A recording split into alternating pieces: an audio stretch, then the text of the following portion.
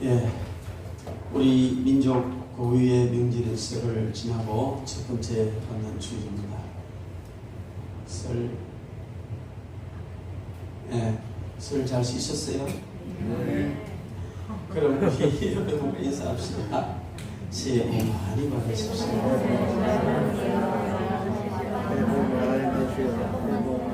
네, 다시 한번 인사합시다. 새해 소원 성취하시기 바랍니다.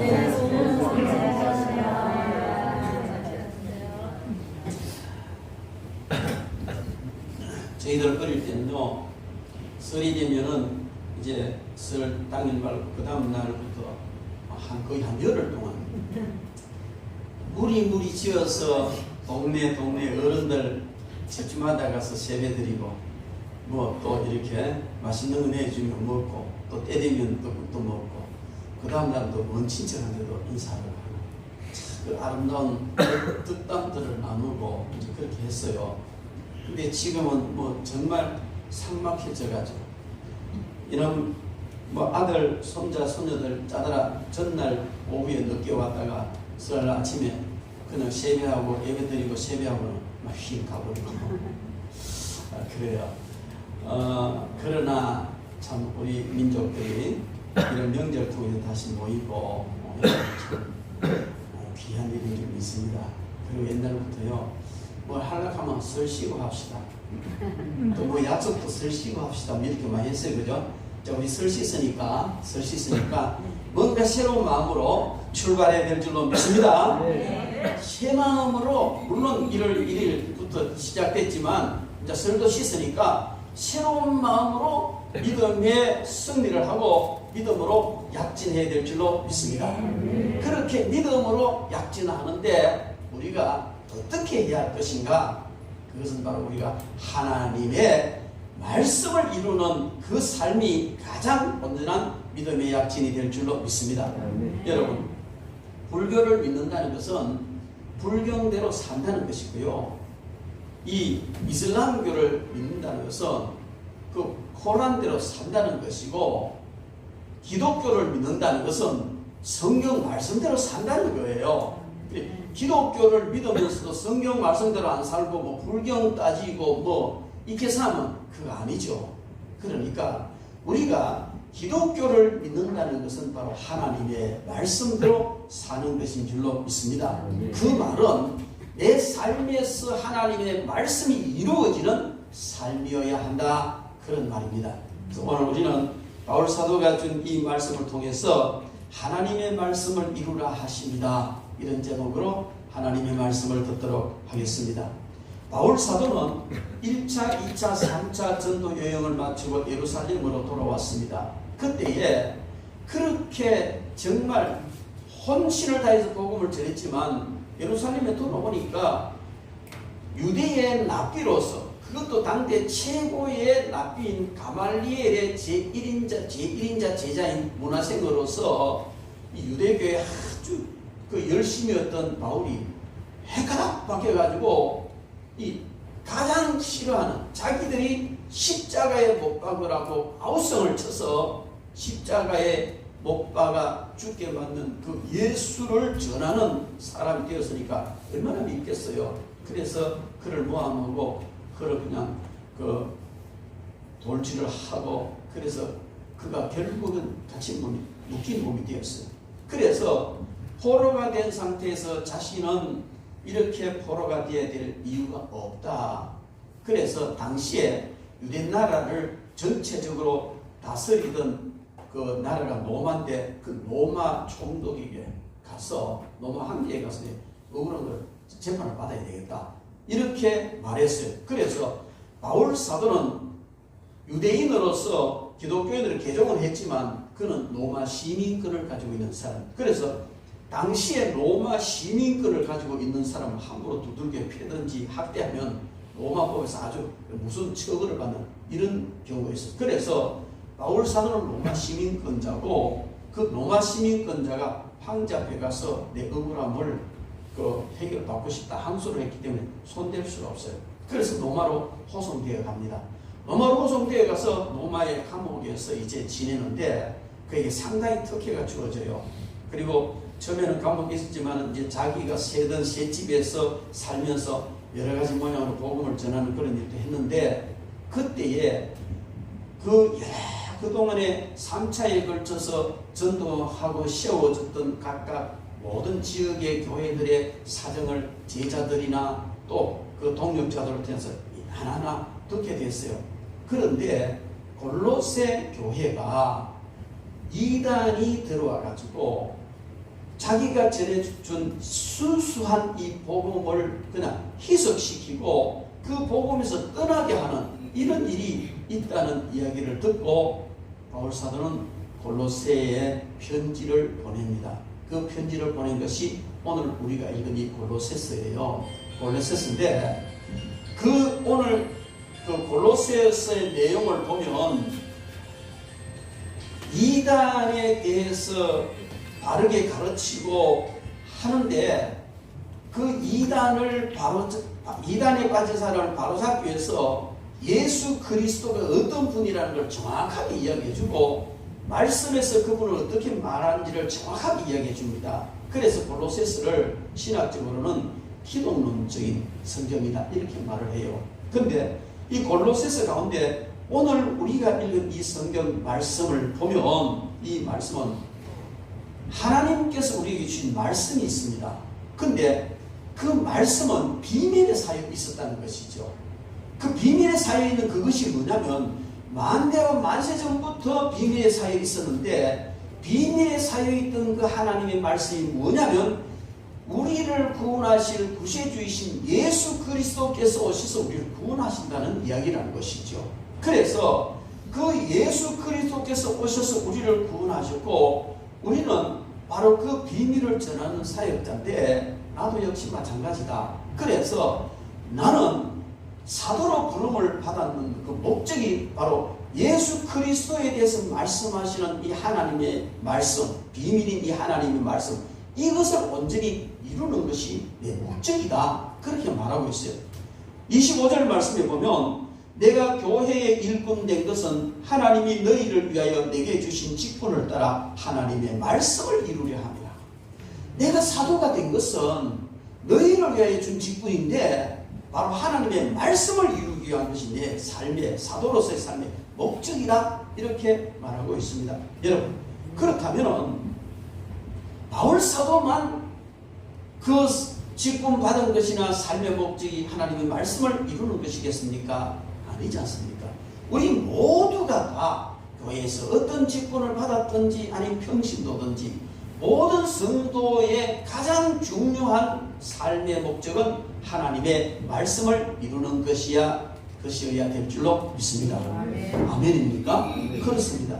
우리의 삶에 하나님의 말씀을 이루는 것이 가장 중요한 삶의 목적이 되는 것. 여기에 이룬다 하는 이 말의 뜻은요, 채운다, 가득하게 한다, 완성한다 하는 이 말에서 나온 말이에요. 그런데 바울 사도의 삶은 그의 생애 전체를 통해서 하나님의 말씀으로 채우고 말씀으로 가득하게 말씀으로 완성시키는데, 성도들의 삶을 하나님의 말씀으로 채우고 성도들의 삶이 하나님의 말씀으로 가득하게 하고 성도들의 삶을 하나님의 말씀으로 완성시키는 이 삶을 사는 것이 바울 사도의 삶의 목적이다. 이렇게 고백을 하고 있습니다. 여러분, 성경에는 우리를, 저와 여러분들을 복의 함이라 그렇게 말합니다. 여러분들의 몸이 복의 함입니다. 아이고 목사님, 나는 뭐 좀 못났고 몸도 약하고 병들었는데 무슨 복의 함이시기나. 아닙니다. 왜 저와 여러분들이 복의 함이냐면 보배가 담겨 있기 때문에 복의 함인 거예요. 별것 아닌 그런 뭐 뚝배기 같은데도 몇천만 원짜리 다이아몬드를 딱 넣어가 뚜껑 덮어놓으면 여기 복의 함이에요. 근데 아무리 잘생긴 복의 함이라 할지라도 그 속에 쓰레기 가득 집어놓으면 쓰레기통이 된다. 우리의 몸은 보배이신 예수 그리스도를 모셨기 때문에 복의 함이라는 것입니다. 복의 함인 저와 여러분들이 우리 속에 예수 그리스도를 모셨는데, 만약에 세상 찌꺼기, 온갖 제약 찌꺼기 이런 걸 잡다하게 집어넣으면 우리가 보배함이 아니고 뭐가 되겠어요? 쓰레기통이 될 수 있다는 거죠. 그런데 비록 내가 병들었고 좀 못났고 약하고 나처럼 키도 좀 작고 뭐 이래가지고 혼내기 못 내려먹고 뭐 이런 일이 있어도 우리 속에 보배이신 예수 그리스도 담겨 있으니 보배함이고 그 예수 그리스도 주신 하나님의 말씀을 한 걸음 이루고 갈 때 진정한 참된 보배함이 될 줄을 믿습니다. 그래서 우리는 하나님의 말씀을 우리 삶에서 이루어가는 이 삶이 가장 귀하고 복된 말씀인 줄로 믿습니다. 다시 말씀드리면 우리의 삶 속에서 반드시 하나님의 말씀이 이루어져야 된다는 겁니다. 우리의 삶에 항상 하나님의 말씀으로 채워져야 되고 우리의 삶이 하나님의 말씀으로 가득해져야 되고 우리의 삶이 하나님의 말씀으로 완성되어져야 된다는 겁니다. 어차피 우리 인생은 완성이 없습니다. 살다가 주님이 부르면 그냥 가는 거예요. 아이고 하나님 내가 오사마리 못했는데요. 좀 오사마리 하고 가겠습니다. 노가다 말로. 그게 아니라는 겁니다. 됐다. 그냥 오늘아 하면 살던 그대로 그냥 가는 거예요. 그러므로 우리는 언제든지 항상 우리의 삶은 하나님의 말씀으로 가득한 삶을 살아야 되고 말씀으로 채워진 삶을 살아야 되고 말씀으로 내 삶이 그날 완성되어져가는 이런 삶을 살아야 될 줄로 믿습니다. 그렇게 되기를 주님의 이름으로 축원합니다. 그것이 가장 귀한 것이고 그렇게 되면 그날의 가장 영광스러운 자리에 들어가겠다. 오늘 27절에 그렇게 말씀하고 있습니다. 여러분 그렇다면 우리 속에 가득히 채워야 하는 이 말씀은 무엇인지 어떤 말씀으로 채워야 하는지 성경 전체를 다 그냥 채워야 되지만 몇 가지 요약해서 보면 기록된 말씀이 우리의 삶 속에 채워져야 됩니다. 이 기록된 말씀에는 성경을 말합니다. 그래서 항상 성경을 가까이 하고 성경 말씀이 내 삶의 모든 목표가 되어져야 될 줄로 믿습니다. 영국을 해가 지지 않는 나라로 만든 빅토리아 여왕이 이제 그 여왕 추대를 받는 그 받기 직전에 그는 하나님께 기도를 했습니다. 하나님, 제가 여왕의 자리에 들어가면 바로 이 말씀대로 하나님 나라를 다스리겠습니다. 이 나라를 다스리고 고백을 했는데 그가 그 왕이 되었습니다. 그리고 그는요 철저히 하나님의 말씀대로 나라를 다스렸습니다. 그의 삶은 하나님의 말씀으로 가득 찼습니다. 그래서 영국은 해가 지지 않는 나라가 될 만큼 세계적인 영향력을 끼치는 나라가 됐는데요. 세계 속에 다 영국 그 영토가 그 식민지가 그 영토가 있으니까 동쪽 영국이 해지면 서쪽 영국에 해뜨고 서쪽 영국에 해지면 동쪽 영국에 해뜨고 이래서 영국은 해가 지지 않는 나라라는 말이 생겼어요. 그 빅토리아 여왕에게 인도의 어떤 왕자가 찾아왔습니다. 여왕 폐하, 어떻게 이렇게 나라를 잘 다스릴 수가 있습니까? 그렇게 물었을 때 바로 자기 왕자 옆에 있는 성경을 보는 바로 이 하나님의 말씀이요 그랬다는 겁니다. 여러분 우리는 살아가면서 내 삶에 하나님의 말씀으로 가득 채우면 우리는 언제든지 승리할 수 있을 줄로 믿습니다. 요즘 토론토가 유행이더라고요. 그죠? 교회는 비대면 이래가 안 오고 집에서 텔레비전 앞에서 예배를 드리는데 예배에 TV 앞에서 드리는 예배 시간보다도 토론토 시간에 더 은혜를 더 많이 받는 것 같아. 그런 거예요. 근데 저도 그 너무 좋아서 이 토론토가 우리나라 그 고유의 어떤 음악이나 마찬가지로 이렇게 좋은가 이런 생각을 지난번에 한번 봤어요. 봤는데 태진아가 거기 나왔더라고요. 근데 나는 태진아를 참 좋아해요. 태진아가 부르는 노래가 뭔지 잘 몰라요. 근데 그가 신앙 간증을 할 때에 그 항상 그는 차에 성경이 있고 침대 옆에 성경이 있고 큰 성경을 가지고 산 성경을 가지고 그래서 그렇게 신앙생활을 하면서 성경 중심으로 살아가니까 그가 얼마나 난 잘 모르지만 일본에서도 최고의 상 받고 세계에서 상 받고 그렇게 많이 받았다는 거죠.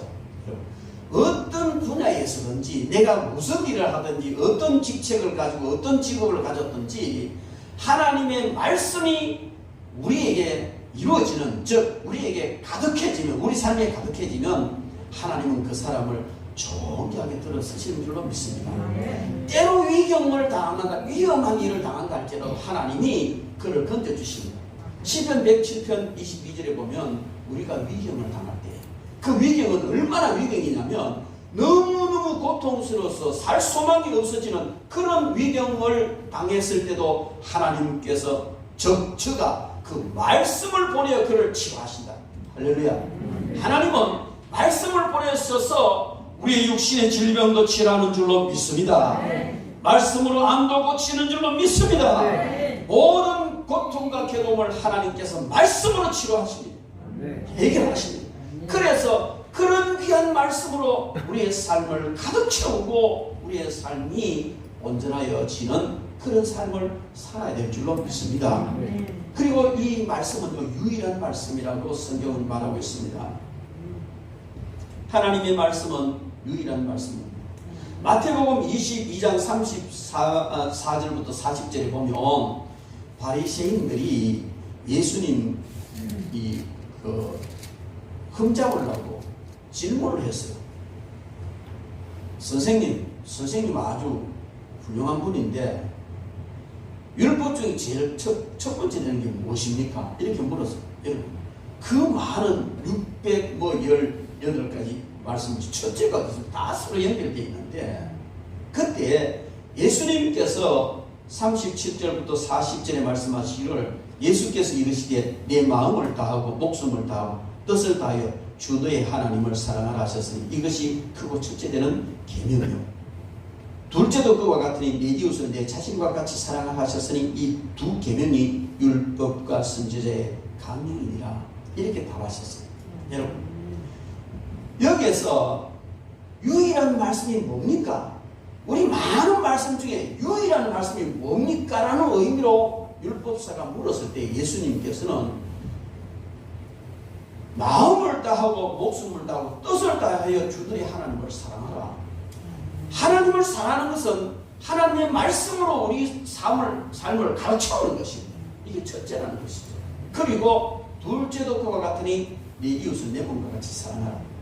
여러분, 이것은 우리가 하나님의 말씀으로 가득 채운다는 것은 뭘 말하냐면 유일하신 하나님, 즉 하나님을 마음을 다하고 뜻을 다하고 목숨을 다하고 성품을 다하고 모든 것을 다해서 하나님을 사랑하는 겁니다. 이게 첫째. 그리고 그와 같이 이웃도 내 몸처럼 사랑하는 것입니다.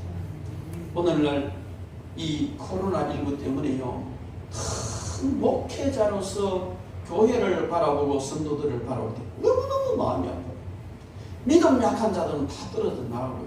심지어 제가 듣기에 어떤 교회는 이 경제적인 어떤 운영이 안 되니까 건물을 팔고 낮춰서 세를 얻어가고 이런 일이 있다는 것이죠.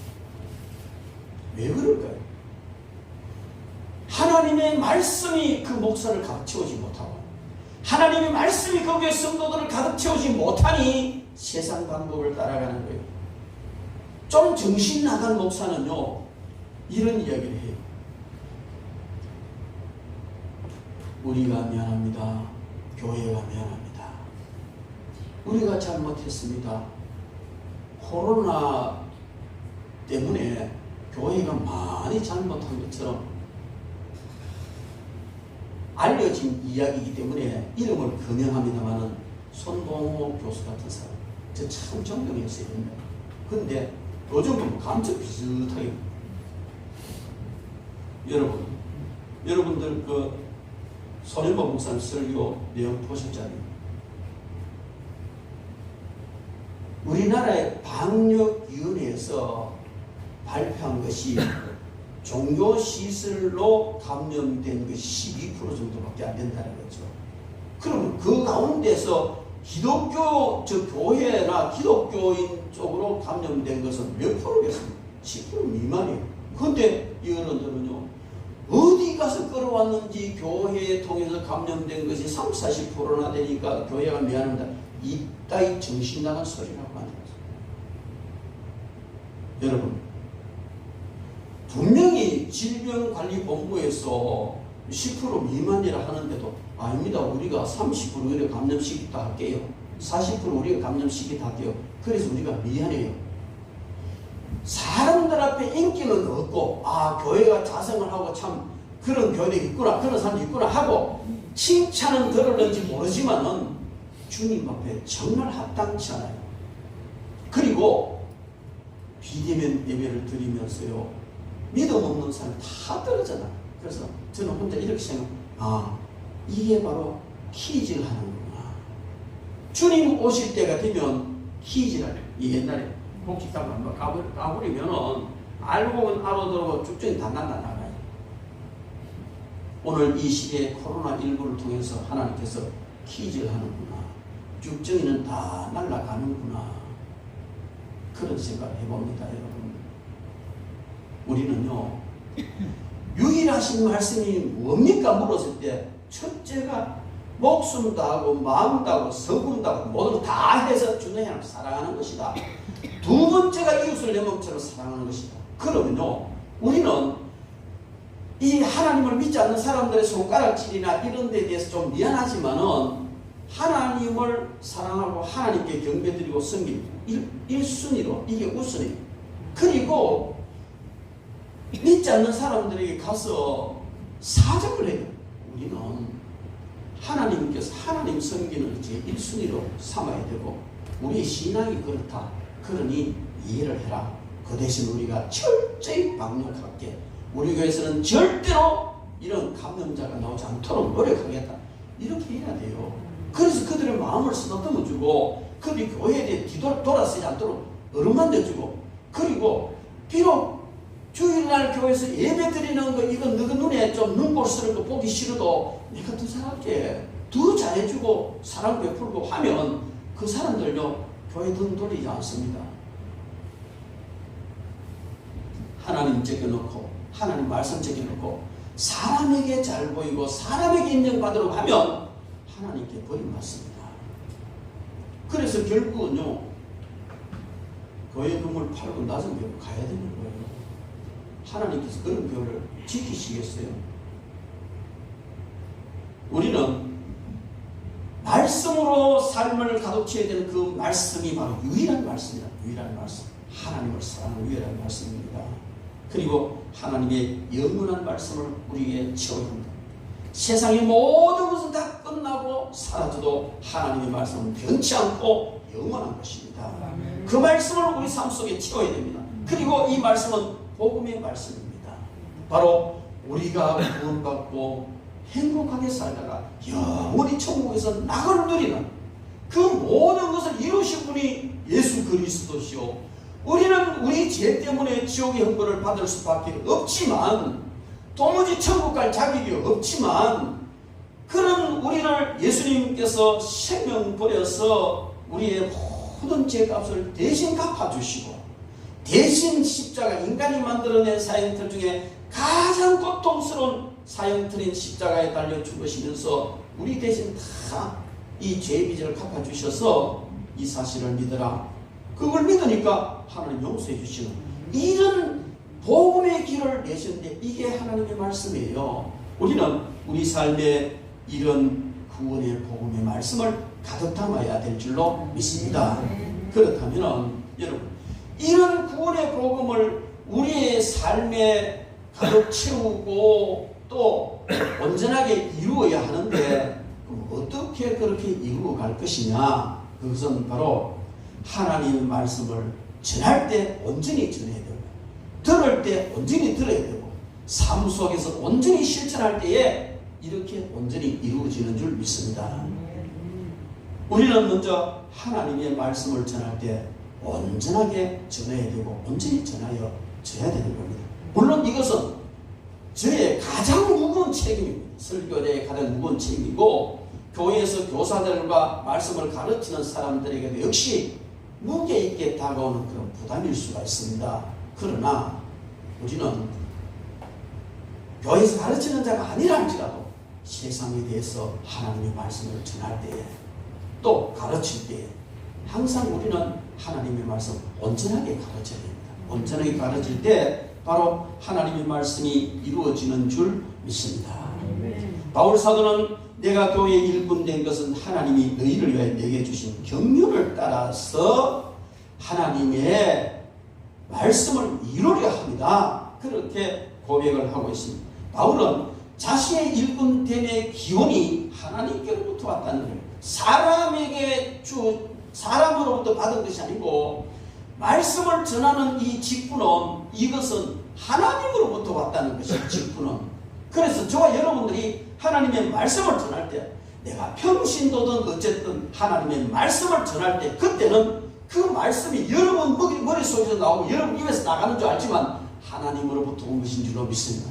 그래서 강력한 힘을 가지고 당당하게 자신있게 하나님의 말씀을 전해야 될 줄 믿습니다. 예수 한번 믿어보시랍니까? 이게 아니에요. 예수를 믿어야 됩니다. 그래야 못 받습니다. 당당하게 이렇게 하나님의 말씀을 전해야 되는 줄로 믿습니다. 바울 사도는 골로새 교인들이 이단으로 이끌려가면서 이탈되어가는 그 상황 속에서 자신은 하나님으로부터 받은 이 직분을 가지고 하나님의 말씀 너희들 가운데 온전하게 지키기를 원한다. 간절한 그런 편지를 써 보냈습니다. 당시에 골로새 교회요 이단 사상이 침투했는데 그 역사가들과 교회 역사가들과 성경학자들의 그 이론을 따르면 당시에 골로새 교회에 두 가지 이단이 있었다. 첫째는 율법주의고 둘째는 영지주의자라고 합니다.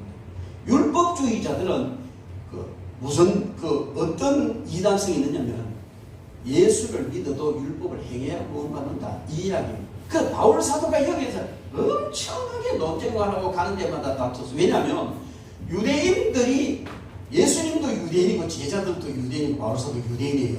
그 유대인들은 철저히 율법대로 살아야 하나님의 백성이 되고 아브라함 후손으로서 구원받는다고 믿고 있어. 그런데 예수님께서는 너희들이 율법을 지켜서 구원받는다고 택도 없다. 율법은 몽학선생이야. 몽학선생이라는 것은 종인데 아주 머리 좋고 잘 가르치는 종을 주인의 아들을 어릴 때 좀 가르쳐라. 이래서 주인 아들의 선생이 되는 거예요. 종인데도 선생이란 말이에요. 그런데 나중에 주인 아들이 크면 역시 선생인데 종이 되는 거예요. 이 몽학선생이라고 하는 말은 율법은 우리를 구원으로 이끄는 것이 아니고 구원으로 이끌 수 있도록 배경을 만들어주는 거예요. 어떻게 배경을 만들어주느냐면 나는 율법을 지켜서 구원받기는 걸 넘어갔구나. 율법을 다 지켜서 구원받을 수는 없구나 하는 이걸 깨닫게 하는 거예요. 율법이 그렇습니다. 왜? 율법 다 지키다가 하나만 어겨도 다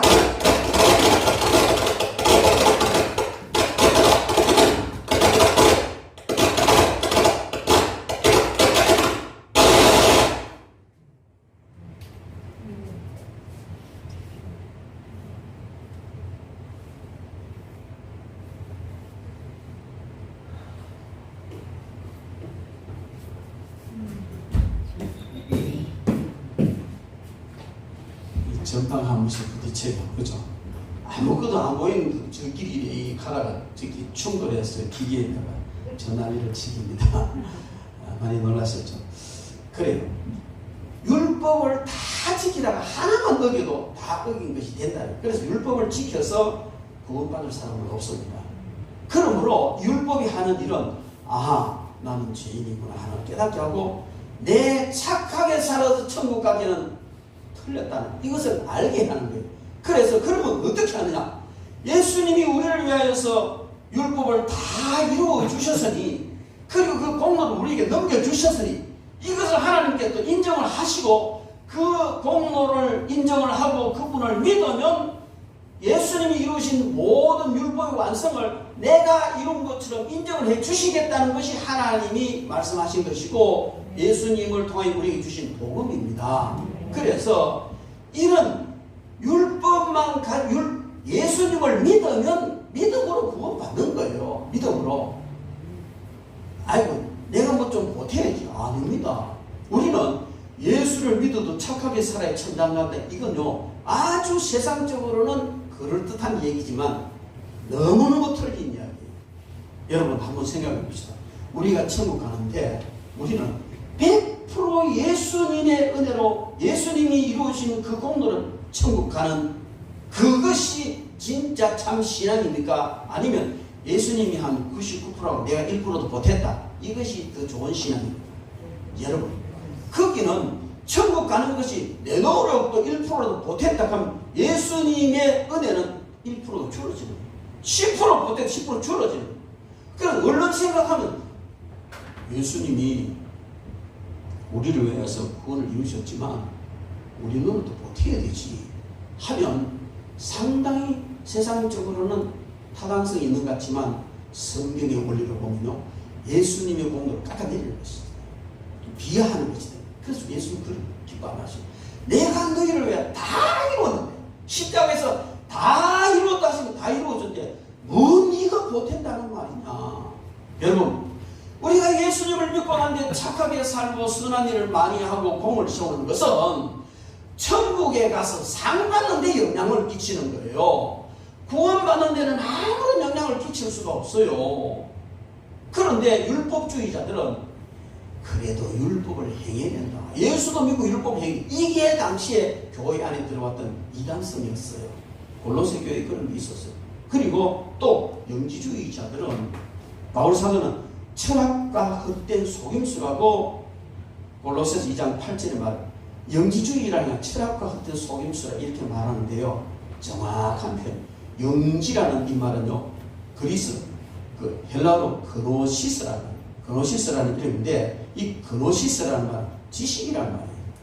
안다. 그리고 영지주의라는 뭐냐면은 성경에는 믿음으로 구원받는다 했는데 이 영지주의자들은 믿음으로 구원받는 것이 아니고 그 참된 진리를 알므로 구원받는다는 거예요. 그래서 이 영적 지식을 통하여 구원받는다는 것이죠. 그리고 그들은 말하기를 우리는 예수님은 완전한 하나님이시고 완전한 사람이다. 그렇습니다. 완전한 하나님이시지만 우리 사람의 죄를 대신 속하기 위해서는 완전한 사람의 모양으로 마리아 통해 성령을 잉태하여 오셨어요. 그래서 완전한 사람이고 완전한 하나님이에요. 근데 영지주의자들은요 예수님은 완전한 하나님이지만 완전한 사람은 아니다. 그래서요 그 예수님의 육신은 하나님 아니라는 것이지. 그래서 예수님이 십자가에 달리신 것도 부인하고 부활한 것도 다 부인해요. 그들 결국 이들은 예수 그리스도의 메시아됨을 부인하는 거예요. 이런 이단이 들어가는데요. 이 이단은 당시에 3세기부터 12세기까지 이 영지주의가요 얼마나 철학적으로 깊이 들어갔던지 우리가 잘 아는 어거스틴이 있잖아요.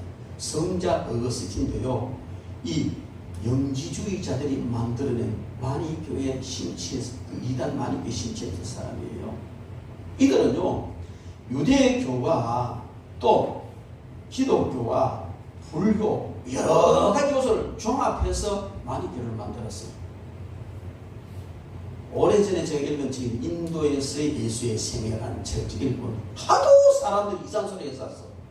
보니까 예수님이 12살 때까지 12살 때 행적이 나오고 그 다음에 30세에 이제 나타나서 메시아로 하는 삶을 그 어간의 행적이 전혀 없어요. 그런데 그때 예수님이 인도에 가가지고 불교의 영향을 받았다. 요따구 소리를 하는 것이 인도에서의 예수의 생애. 여러분 지금도요 영지주의 영향을 받으면 예수님이 그 불교의 사상도 영향을 받고 뭐 이래 이상한 소리예요.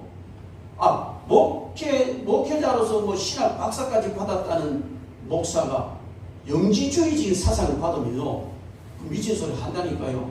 그래 안 믿는 사람들은 듣고 아이고 신학 박사가 이야기하던데 그 예수도 불교의 영향을 받았고 어쩌고저쩌고 이런 소리를 하더니 안 믿는 사람. 그러니까 그런 답답한 소리를 하는 멍청한 목사들이 많아요.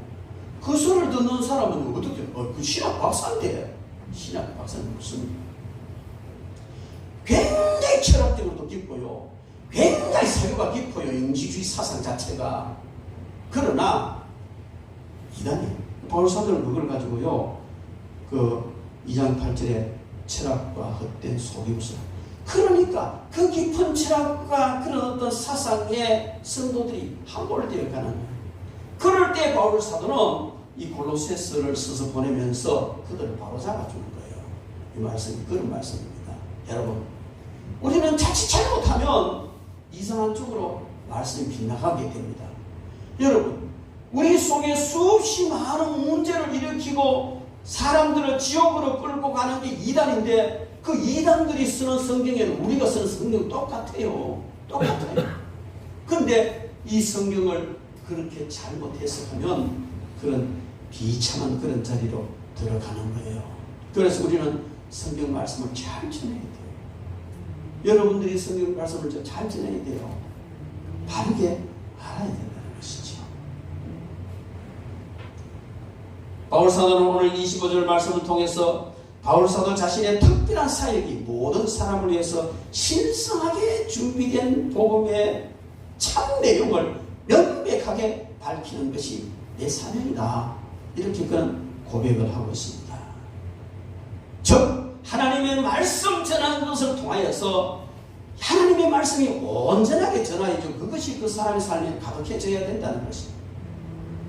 이 말씀 앞에 저는요 얼마나 어깨가 무거운지 몰라. 어깨가 무거워. 설교 얼마나 좀 제가 신학교 설교 강의 시간 잘은 하지는 못하지만 설교 강의를 했는데 그 서론에 내가 뭐라고 말을 했느냐면요. 옛날에 그 CNBC 원일이라는 앵커가 있는데 그 김경수 지사가 그 법정 판결문을 1차 판결문을 받았을 때 그것을 논평하는 그 프로를 마무리하면서 그가 한 말이 있어요. 그게 뭐냐면 검사는 공소장으로 말하고 판사는 판결로 말하고 기자는 기사로 말하고 의사는 진단서로 말하고 정치는 논평으로 말합니다. 이야기를 했어요. 제가 그 얘기 듣고 맞아. 검사는 공소장이 제대로 돼야 되고 판사는 판결문을 정확하게 써야 되는 거예요. 뿐만 아니고 기자는 기사를 정확하게 써야 엉터리 쓰면 안 되잖아요. 뿐만 아니고 의사는 진단을 정확하게 내려 진단 잘못 내리고 그게 다 허니 처방은 그다음 바로 될 수는 없다는 것이죠. 뿐만 아니라 정치는 아무리 자기가 바로하고 자기 주장이 옳다 할지라도 정확한 평가를 받아야 되는 거예요. 그렇다면 목사는 뭐냐? 목사는 무엇으로 판단받느냐? 예, 목사는 설교로 말한다. 기자는 기사로 말한다면, 검사는 공소장으로 말하고, 판사는 판결문으로 말한다면, 의사는 진단서를 가지고 말한다면, 목사는 설교를 가지고 말해야 된다. 그만큼 목사의 설교는 중요하다는 것이죠. 저는 그래서 참 어깨가 무거워. 여러분, 목사가 여러 가지 사역을 하지만 가장 핵심적인 사역은 바로 설교라는 것이죠.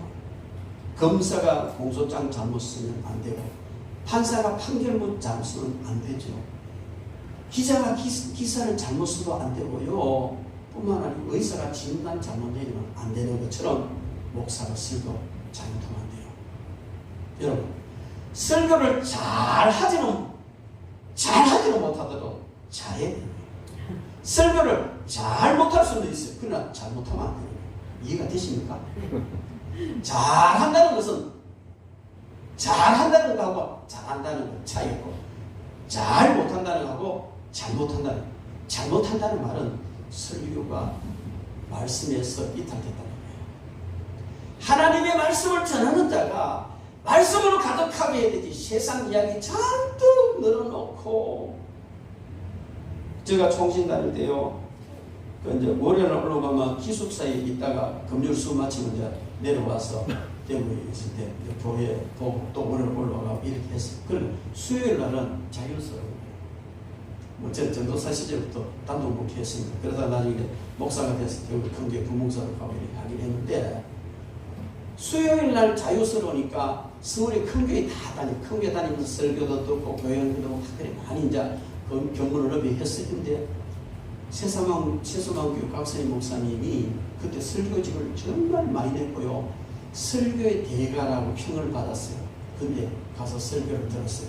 저 너무 실망했어요. 정말 설교 깊이 있어요. 그리고 정말 들을 거리 많아요. 그런데 철학 강의예요.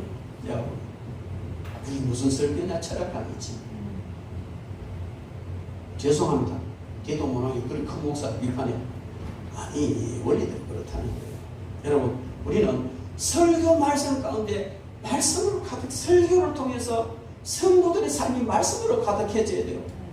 저는 너무너무 안타까운 것이 뭐냐면요. 우리 이제 권도사님 지금 뭐 1대1 양육도 시키고 하는데, 저도 1대1 양육하기 전에 제가 성경 거제를요, 정착과정 6주, 그 다음에 양육과정 12주, 그 다음에 훈련과정 12주, 전도과정 12주, 즉 다 만들어 놓고 여러분들이 받은 것도 있잖아요. 그렇게 가르치고 목표를 쳐봤습니다. 그런데 그게 그렇게 하니 효과가 있지만 안 되는 건 역시 안 되는 거예요. 근데 요즘은 더더군다나 일주일 내내 성경 한 구절 안 보다가 주일날 와서 설교 한 편 듣는 것, 이게 우리의 신앙을 유지하는 유일한 하나님의 말씀이라는 거죠. 얼마나 중요합니까? 그래서 자꾸 제가 설교 시간이 길어지기도 하고 잔소리 같은 게 많이 들어가는 것 같기도 안타깝지만, 이제 좀 자유스러워지면 또 산박하게 저도 할 수 있어요. 여러분, 그런데요, 이만큼 하나님의 말씀이 중요한 거예요. 너무너무 중요한 거예요. 그래서 말씀을 전할 때 잘 전해야 됩니다. 저는 이 정도밖에 안 되지만 정말 하나님 이 말씀을 잘 전하게 해주십시오. 잘 바르게 전하게 해주십시오. 몸부림을 치고 있어요. 여러분들이 기도를 더 많이 해주세요. 우리 목사님 좀 무식하고 좀 모자라지만 하나님 말씀 제대로 바르게 잘 전할 수 있도록 그렇게 해주십시오. 기도해 주시기 바랍니다. 그리고 하나님의 말씀을, 즉 설교 말씀도 잘 들어야 됩니다. 말씀은 잘 전하여지고 잘 듣고 삶 속에서 이렇게 행해지면 그게 말씀으로 가득해지는 거예요. 요한계시록 1장 3절 말씀에 이 예언의 말씀을 읽는 자와 듣는 자와 그 가운데 기록한 것을 지키는 자가 복이 있나니 때가 가까웁니다. 여러분, 계시록을 봐도 세상을 봐도 비교해보면 때가 가까워요. 정말 주님 오실 때가 가까워졌어요. 선교사들은 2030년이 주님 오시는 해다 이렇게 말해요. 왜냐하면 주님께서 모든 족속에게 이 복음이 전파되면 그때 이제 오리라 했으니까, 지금 미전도 종족 언어가 없는 이런 데는 가서 언어를 만들어주고 선교사들이 이제 하는데, 그게 2030년도 거의 이제 완성된다는 거예요. 그러니 그 말씀 때가 맞는 거거든요. 뿐만 아니고 마지막 징조가 지금 다 이런 정말 주님 오실 때가 임박해져서 문 앞에 와 계시는 것 같은 그런 마음을 참 많이 가져요. 코로나19 여러분, 그냥 우리를 괴롭게 하는 질병 그거 아니에요. 이 뭐 새로운 변이종 나오잖아요. 변이종 2, 변이종 3 얼마든지 나올 수도 있고요. 코로나 아닌 다른 것도 얼마든지 하나님 퍼뜨릴 수 있어요. 이것은 때가 다 됐다는 징조인 줄로 믿습니다. 그래서 우리는 말씀을 바르게 전하고 말씀을 잘 들어야, 바르게 잘 들어야 됩니다. 어떻게 들어야 되냐? 성경 말씀 펴놓고 들어야 돼요. 성경 말씀 펴놓고 과연 이 말씀이 그러한가? 베레아 교회 선도들은 신사적이어서 말씀을 듣고 과연 그러한가 묵상하더라. 여러분, 목사님이 설교하면 무조건 아멘 하는 거 좋습니다. 근데 가끔씩 보면 어떤 목사님들은요, 비도 안 하는 소리 하고 믿어만 아멘, 아멘 한다고 모욕하고, 그건 아니잖아요. 그래서 우리는요, 설교를 들을 때 과연 그러한가 성경을 펴놓고 들어야 될 줄 믿습니다. 그리고 설교에 귀를 기울여야 합니다. 귀를 기울인다는 것은 마음이 집중돼야 돼요. 마음. 옛날에 시골에 목회할 때요, 느닷없이 여름 가을에 그냥 비가 쏟아지고, 그러면 저 뒤에 권사님 공기가 들었다 왜? 고추 말라놨는 거 이 말은 저다 놨거든. 들었다 놨다 하다가 결국은 막 일어나가면 총알게 딱 고추가 한 덕석 그거 한 망태기 예비리면 어때 하는 게 예배 드리는 것입니다. 여러분, 요즘은 그런 거 없는 줄 아세요? 고추보다 덜한 건데도 목사님 설교 와서는 약속해놨는데 아이고 미팅 시간다니 그게 뭡니까? 그런 자세로 설교를 들어서 그 말씀 가지고 어떻게 한 주간 영적 그 명령을 이어가겠느냐는 것이죠. 여러분 진지하게 들으세요. 하나님의 말씀에 경외심을 가지고 들어야 돼요. 느헤미야 8장 쭉 읽어보면요, 이스라엘 백성들이 포로 70년 생활하다가 예루살렘 돌아왔어요.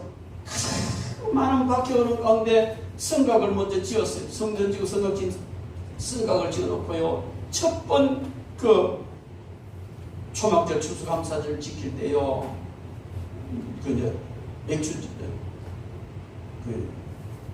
초막절 수장절 지킬 때에 학사에서라가요 일주일 동안 하나님 말씀을 낭독합니다. 아침 새벽부터 저녁까지 하나님 말씀을 낭독하는 거예요. 근데 그 백성들은요, 얼마나 신실하게 지키는지 8장 5절에 보면, 느헤미야 8장 5절에 보면, 학사 에스라가 모든 백성 위에 서서 저희 목전에서 책을 펴니 책을 펼 때 모든 백성이 일었습니다. 하나님의 말씀을 봉독할 때 모든 백성이 일어서서 듣는 거예요. 제가 집회에 갔다가 어디가 생각해, 그 교회 여자 목사님인데 교인들 한 200명 되는데 놀랬어요. 집회를 하는데 목사님이 사회하고 성경 봉독을 해주고 성경 다 읽었어요. 다 성경 들고요, 그렇게 함께 봉독하는데 제가 강사로 갔다가 은혜를 받았습니다. 그만큼 하나님의 말씀을 귀하게 생각합니다. 경외심을 품고 하나님의 말씀을 듣더라는 것이죠. 8장 3절에 보면, 수문 앞 광장에서 새벽부터 오전까지 남자 여자 무릇 알아들을 만한 자의 앞에서 읽으며 뭇백성이 그 율법책에 귀를 기울였는데, 주의해서 귀를 기울여 들어야 돼요. 여러분, 일주일 동안 드라마 보는 데는 눈이 빠지고 텔레비 안에 들어갈 자세로 볼 수도 있잖아. 근데 이 잠깐 1시간도 안 되는 이 하나님의 말씀 듣는데 왜 그렇게 주의를 집중 못하느냐? 여러분 하는 거 아니에요. 여러분 집중 잘 안 하겠다고 보면 다 알아요. 잘하고 있어요. 그런 사람들도 있더라, 그 말이죠. 여러분, 우리는 하나님 말에 채찍질한다고 말씀에 주의를 집중. 내가 예배 안 드리면 한 주간 동안 내 영이 말라 죽는구나, 하나님의 말씀을 안 들으면 말라 죽는구나, 말라 죽는구나, 이런 마음으로 주의를 드려요. 그리고 하나님 말씀 앞에 마음을 열고 드려야 합니다. 너희 8장 9절에 백성이 율법의 말씀을 듣고 다 우는지라. 말씀을 쭉쭉 읽어나가는데 그 말씀을 듣고 죄가 생각이 나고 하나님 은혜가 감사하고 그것은 눈물을 흘리더라는 것이죠. 여러분, 우리는 이런 말씀이 우리의 마음을 온전히 주장하도록 그렇게 드려요. 그런 시간 의미면 안 돼요. 느헤미야 8장 3절에 보면요, 수문 앞 광장에서 새벽부터 오전까지 남자 여자 무릇 알아들을 만한 자의 앞에서 읽음의 묵백성 그 율법책에 귀를 기울였더라. 새벽부터 오전까지, 오전 12시 아닙니까? 새벽부터 12시까지 한대. 큰 귀를 기울이더라는 것이죠. 어떤 정신 빠진, 죄송합니다, 이런 표현에서 목사의 설교가 25분을 넘으면 죄진 놈보다 이런 얘기 깜짝 놀랐어요. 그것도 대단한 목사예요. 큰 교회 목사고 설교 잘하는 목사예요. 일부분은 공감을 합니다. 그냥 대단한 소리만 탁탁하지 늘어나면 언제 끝나지? 이런 생각 들 수 있어요. 그 설교 좀 괜찮다 할지라도 너무 길면 안 되나는 이해해요. 그런데요, 일주일 동안 성경 한 장 안 보고 성경 한 장이 아니고 한 단어도 안 읽고 와가 앉아가지고 설교 딱 한 번 더 읽고 한 주간 동안 영의 양식을 사고 살아가는데 어떻게 25분 만에 그걸 다 하냐고요. 저는 그렇게 못하겠어요. 물론 사람이 듣는 건요, 집중력은 25분 넘으면 흐트러지게 돼 있어요. 그러나 하나님의 말씀은 예외예요. 이들 보십시오. 아침 새벽부터 낮 12시까지 집중하여 듣고 울더라. 설교 듣는 자신은 시간에 얽매이지 마세요. 만약에 여러분 지루하면요, 이렇게 시계 보는 척 하세요. 그럼 저 끝낼 테니까. 그 안에 저 뒤에 시계 있어요. 설교하다가 자꾸 뒤를 시계 돌아보면 지었구나, 끝내야지. 그러나 여러분 이해를 하시기 바랍니다. 이해가 가지 않는 것은 물어야 돼요. 사도행전 8장 34절에 내시가 빌립들어 말하되 청컨대 문론이 선지자가 이 말한 것이 누구를 가르치며 자기를 가르치며 타인을 가르치며 빌립이 이 이디오피아 내시에게 말씀을 전했는데 물었어요. 모르니까 여러분 설교 듣고 난 뒤에 다 끝나는 것이 아니고 모르는 돈 물었어요. 그게요 목사들이 얼마나 행복한지.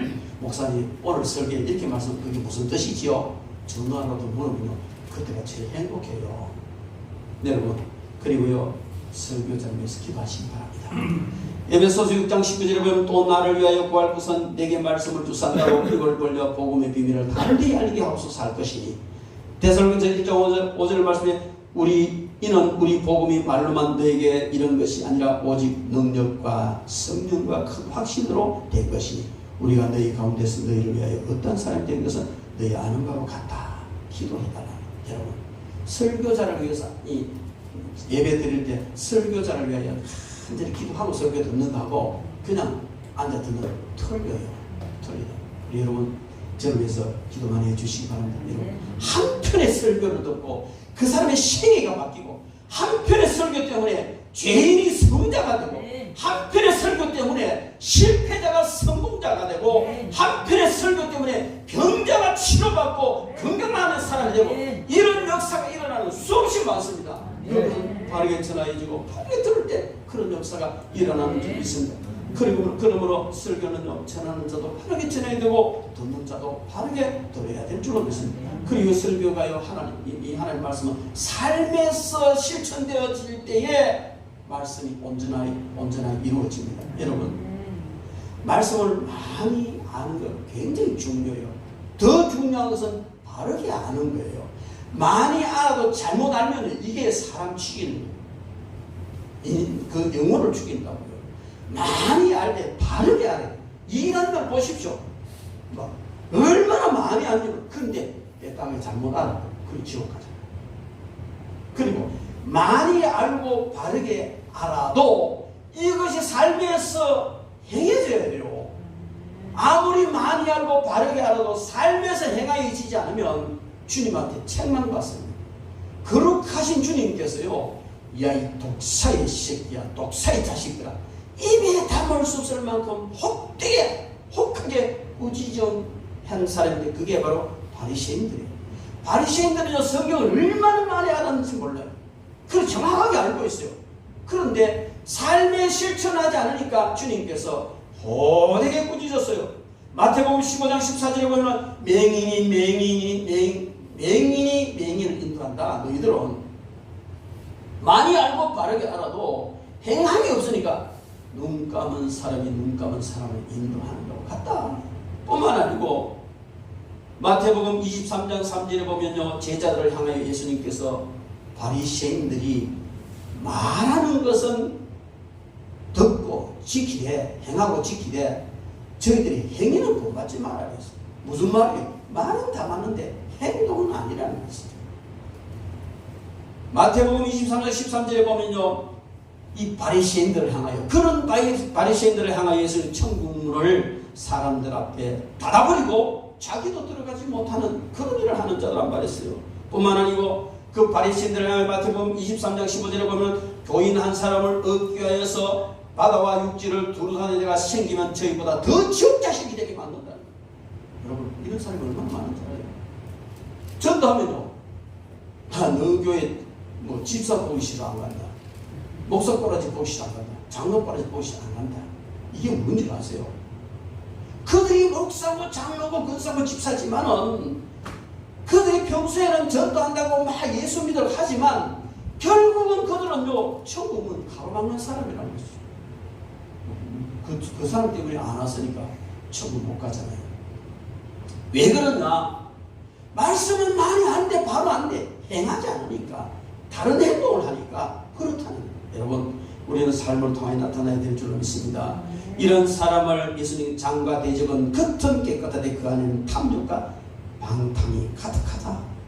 또 이런 사람을 회칠한 무덤 같으니 겉으로는 아름답게 보이는 그 안에 죽은 시체가 있다. 이렇게 말씀하셨어요. 그리고요 마태복음 23장 33절에 보면은 뱀들아 독사의 새끼들아 너희가 어떻게 지옥의 판결을 피하겠느냐. 아주 복되게 이런 많이 알고 바르게 알아도 편치 않는 자를 이렇게 주님은 호되게 꾸짖으셨습니다. 여러분,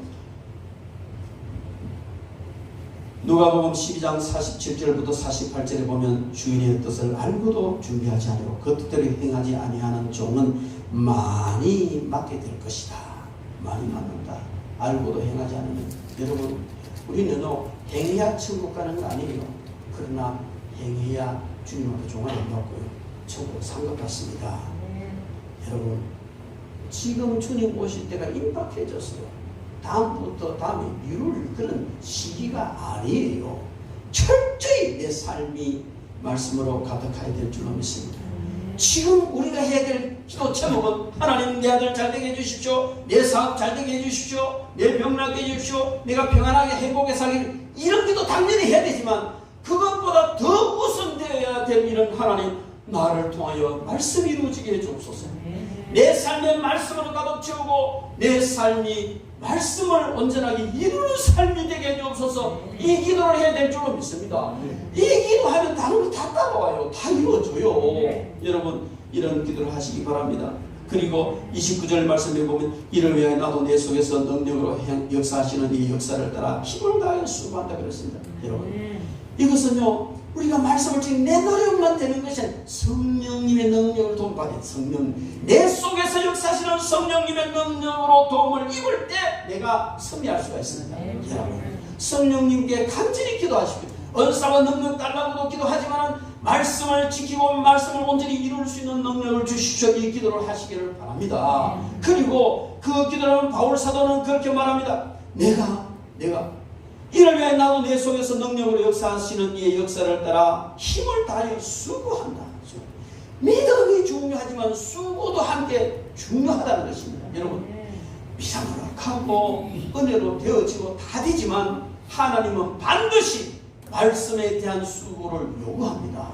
직분에 대한 수고를 요구합니다. 우리에게 주어진 그 어떤 의무에 대한 수고를 요구하는 거예요. 수고를 요구합니다. 여러분, 수고합시다. 말씀을 위하여 주의 일을 위하여 수고하고 뭐 문것만큼 해놓고 안 알아주면 틱틱거려. 그럴만 하나님이 좋아요.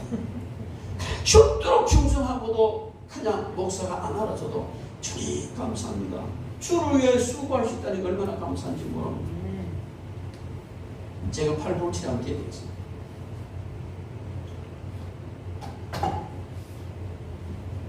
명절에 아들, 딸, 손자, 손녀 온다고 그나마 음식 준비해서 정신없던 우리 박 목사. 당일날 뭐 손자, 손녀, 딸 부부다 가고 나니까 오이 바로 기도가 들어가고. 그 다음에 또 와. 그래, 명절 더 피곤한 거예요. 파김치가 돼가지고 물론 저도 뭐 일 때문에 이제 뭐 4시, 5시 돼서 마치고 잠깐 눈 붙이고 이렇게 나왔습니다만 파김치가 돼서 쓰러지는 모습을 보니까 너무 안쓰러워요. 여러분, 영적 사이 손만 떡 얹으면 되는데 아니 옳시다. 손을 왜 얹습니까? 그 속에 틈탄 귀신을 쫓아내는 거예요. 지렁이도 밥을 보면 꿈틀하잖아요.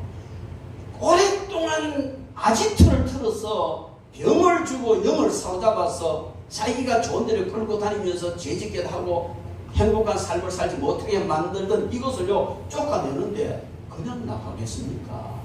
성경에 보면 이 데미지 입히는 게 너무 많아요. 그런 데미지를 많이 입었는데 말은 안 하고 있었어요.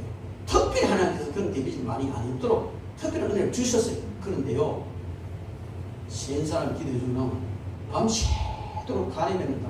아침에 일어나면 친절히 휴지를 쑥 해. 때로는 그 사람의 고통이 그대로 나옵니다. 알게 하시느라고. 그런 기도는 없어지거든요. 그걸 주님은요 체육을 하셨다 이렇게 얘기해요. 그게 수고예요. 여러분. 저는 좀 편하게 살자는 거죠. 말씀을 들으면 되는데 여러분, 복음을 위하여 여러분들의 건강과 또 영적 삶에요 수고하는 사람, 물론 박목사뿐만 아니고 우리 뭐 근사님이나 우리 모든 전사님들 여기 기도하는 이 수고하는 수고를 알아줘야 돼요. 그게 하나님의 합당한 거예요. 근데 바울사도는요 안 알아줘도 내가 이걸 위하여 수고한다. 어떻게? 죽기까지. 목숨 걸고 수고합니다. 할렐루야. 우리 이런 수고도 주님 앞에 아끼지 마시기 바랍니다. 말씀 마무리합니다. 하나님의 말씀이 온전히 이루어진 결과가 어떠하냐? 감추어졌던 말씀이 성도들에게 나타난다고 26절에 말하고 있습니다. 우리가 내가 말씀이 온전해지면 나를 통해서 감추어졌던 영적 비밀이 성도들에게 나타나게 되어 있습니다. 그리고 그리스도의 영광의 소망이 우리 가운데 풍성히 나타난다는 것입니다. 여러분, 바울 사도는요, 여기 풍성함이라는 말은 놀라울 만한 일이 있을 때 사용했던 문구예요.